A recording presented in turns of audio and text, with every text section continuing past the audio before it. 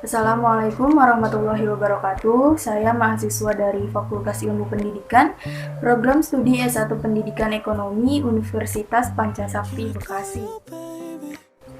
Video ini dibuat guna untuk memenuhi tugas UAS semester genap mata kuliah Ekonomi SDM dan Alam dengan dosen pengampu saya yaitu Bapak Karyadi SPD MM. Pada video kali ini saya akan menjelaskan materi mengenai dinamika pasar tenaga kerja dan pengangguran. Dinamika pasar tenaga kerja. Pasar tenaga kerja adalah suatu pasar yang mempertemukan penjual dan pembeli tenaga kerja.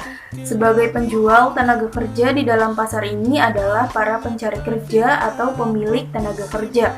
Sedangkan sebagai pembelinya adalah orang-orang atau lembaga yang memerlukan tenaga kerja. Para pelaku di pasar tenaga terdiri dari pencari kerja, pemberi kerja, dan perantara. Fungsi pasar tenaga kerja ada 3. Yang pertama, sebagai sarana penyaluran tenaga kerja. Yang kedua, sebagai sarana untuk mendapatkan informasi tentang ketenaga kerjaan. Dan yang ketiga, sebagai sarana untuk mempertemukan pencari kerja dan orang atau lembaga yang membutuhkan tenaga kerja. Manfaat adanya tenaga kerja yaitu ada 3. Yang pertama, dapat membantu para pencari kerja dalam memperoleh pekerjaan sehingga dapat mengurangi pengangguran. Yang kedua, dapat membantu orang-orang atau lembaga-lembaga yang memerlukan tenaga kerja untuk mendapatkan tenaga kerja. Dan yang ketiga, dapat membantu pemerintah dalam mengatasi permasalahan ketenaga kerjaan. Selanjutnya, pengangguran.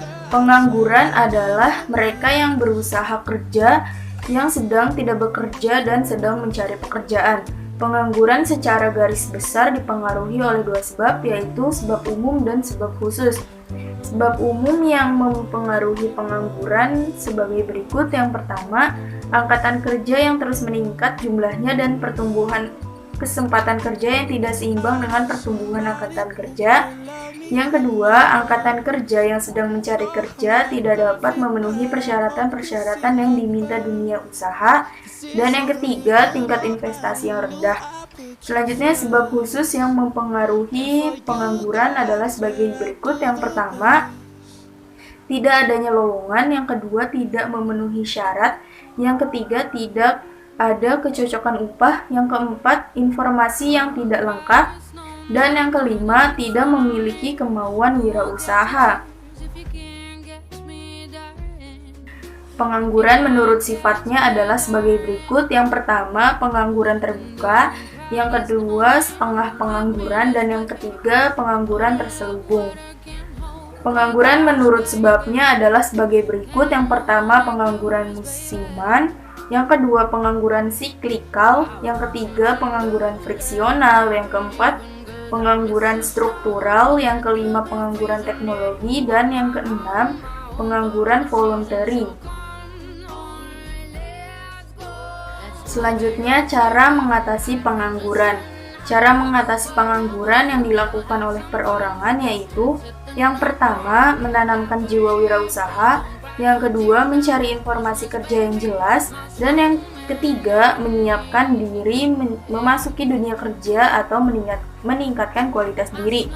Sedangkan cara mengatasi pengangguran yang dilakukan oleh perusahaan yaitu: yang pertama, mendirikan perusahaan yang padat karya. Yang kedua, memberikan informasi yang jelas tentang adanya lowongan pekerjaan. Dan yang ketiga, memberikan kesempatan magang bagi siswa yang sedang bersekolah.